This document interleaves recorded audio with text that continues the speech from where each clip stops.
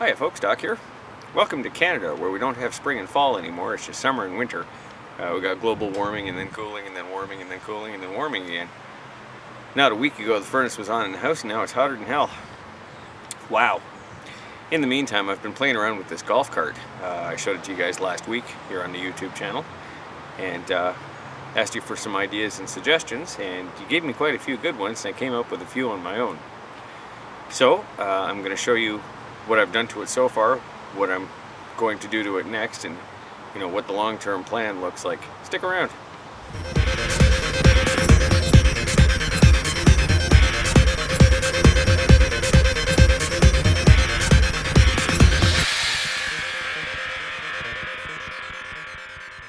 Apologies for the breeze, folks. So as you know, this thing came to me with a fried engine, and there's the engine and the CVT and the starter generator and the axle. Ripped them all out. I had a look at what it was going to cost to rebuild the engine, and I'm not prepared to put out that kind of cash right now. So I had to do some thinking about what I was going to do to get this thing running again, and hopefully keep reverse, and do it without breaking the bank. Going around the back of the shop here, I'll show you what I did. Really didn't want to lose reverse, but I wanted to use something I already had for a power plant without spending a pile of money. And I did that. And I did that. I did that. Sawzall death. That was a 1988, I think it was, Polaris Trailblazer 250. It has two-stroke engine, CVT, and reverse in the gearbox. And I hauled the drivetrain out of it, and into the golf cart it goes.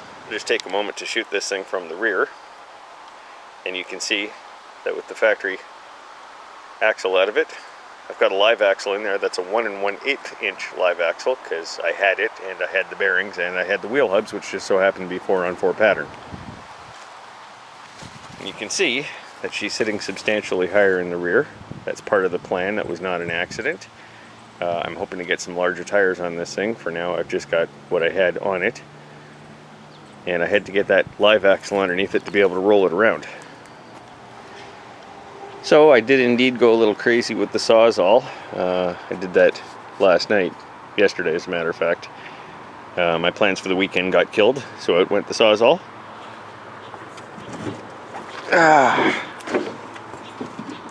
And in went the engine. Yep, there it is. So basically, as you can see, I just cut the frame of the bike up. I care not. It was a lot easier at this point than completely engineering a new mounting system. I just didn't have that in me. Screw it, I want to drive this thing. That upper mount, as you can see, is ugly as sin, and I just needed to stabilize the engine, so I'll do something better later. For now, it's in. I just dropped the cradle in there and welded it to the existing cross members using a couple of pieces of angle iron. And there it is from the other side. There's the CVT, etc., etc. I am going to clean it up a little bit as far as cutting down the tubes further, but I'm not going to bother going too crazy because, well, frankly, I just want to drive it and nobody's going to see the damn thing, really. There's an overhead shot of the axle mounting details. I just used some great big bloody pieces of, what is it, 2x3 by 1/4 inch angle iron. It's just what I had. And the pillow block bearings. And I have yet to finalize that. That's just basically on there and tacked on good enough that I can roll the thing around. Obviously, I still have to add a sprocket to the axle too. I stopped at Princess Auto yesterday, picked up a new 42-tooth sprocket, but they were fresh out of 1 1/8 inch weld-on hubs, so that's got to hold for a bit. Not sure what I'm doing with the exhaust yet. That's going to make for some interesting routing and rerouting. I'll figure that out later, but let me show you some interesting details here. This thing had a factory brake on the transaxle transmission. I'm so used to saying transaxle because of the lawn tractors. Anyways, it had a factory brake on the transmission. This one was hydraulic. It'll be going back on there.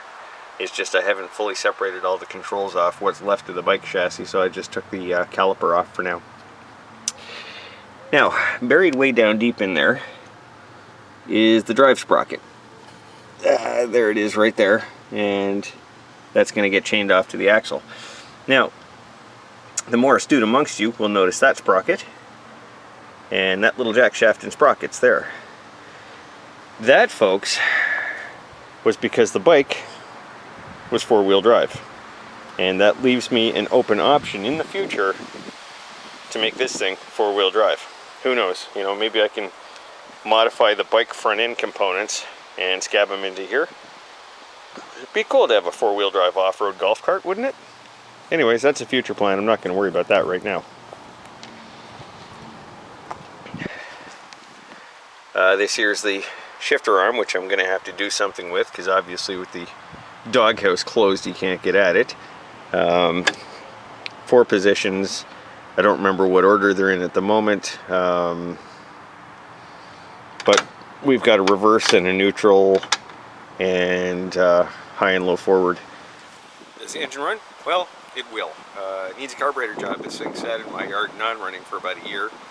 The starter is completely screwed up, so I'm going to have to replace that. It does have the recoil start, and I was able to get it running a couple of weeks ago, roughly, mind you. Basically on an IV drip. So the engine does run. It is going to need a little bit of work. That's no problem. We can handle that. I've still got to transfer over all the wiring from the quad, you know, enough to get it to run, charging systems, you know, and all that stuff. The CDI, I got to transfer all that garbage over in the coil and the whole shooting match. I left that in the bike for now. I've got to get a brake system together. The master cylinder was broken on the bike. So while I have a caliper, I don't have a master cylinder yet, so I'm going to have to work on that. Got to get some brakes on that thing, obviously. I've got to get the sprocket hub, get the sprocket, get the chain on. Probably going to have to do an idler sprocket or something for chain tensioning, unless I want to slot out the axle mounts, which I could do. Who knows? But at any rate, I'm hoping to have this thing running and driving in a week or two, depending on my schedule. I have been pretty busy lately. This past weekend I actually wasn't planning on doing any work to it, but all my plans fell through.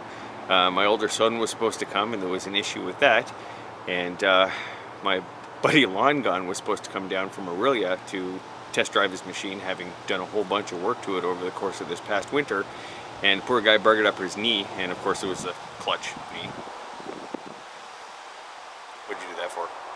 Anyways, that kind of went out the window, so I figured, okay, what the hell, I'm sitting around here yesterday, shot down at Princess Auto, picked up some stuff, came back, and just got stupid with the Sawzall. So there you have it, folks. There's an update on the golf cart, and I thank you for tuning into Sprocket's Garage on YouTube. Until next time, take care of yourself.